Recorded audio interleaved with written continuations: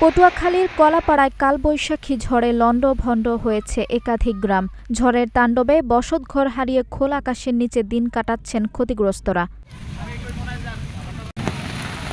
মঙ্গলবার দুপুর ১:৩০টার দিকে উপজেলার নীলগঞ্জ ইউনিয়নের নবাবগঞ্জ ও সলিমপুর গ্রামে হঠাৎ শুরু হয় তীব্র ঝড়ো হাওয়া ও ভারী বৃষ্টি। এতে অন্তত ৫টি বসতঘর পুরোপুরি বিধ্বস্ত হয়। বিধ্বস্ত ঘরগুলোর মধ্যে রয়েছে নবাবগঞ্জ গ্রামের মন্নান বয়াতি, মরিয়ম ও মাধবের বাড়ি এবং সলিমপুর গ্রামের নির্মল বিশ্বাস ও বিমল বিশ্বাসের ঘর। ঝড়ের আঘাতে মুহূর্তে ভেঙে পড়ে এসব বসতঘর।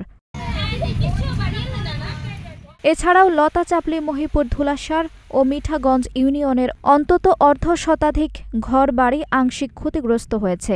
উপড়ে পড়েছে শত শত গাছপালা।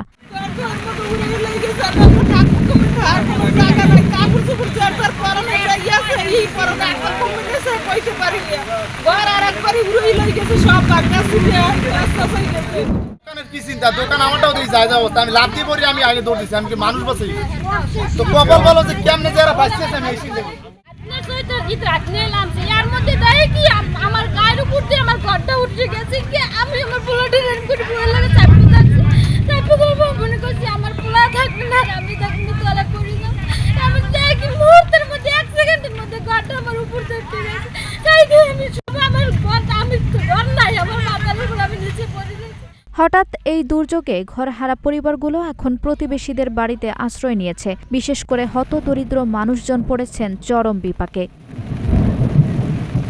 ক্ষতিগ্রস্তদের দাবি, দ্রুত সরকারি সহায়তা না পেলে ঘর মেরামত করা তাদের পক্ষে সম্ভব নয়। কালবৈশাখীর এই আঘাতে নতুন করে সংকটে পড়েছে উপকূলের মানুষ। এখন তাদের একমাত্র ভরসা প্রশাসনের সহায়তা। আঞ্জুম হক আরবি, নাগরিক প্রতিদিন।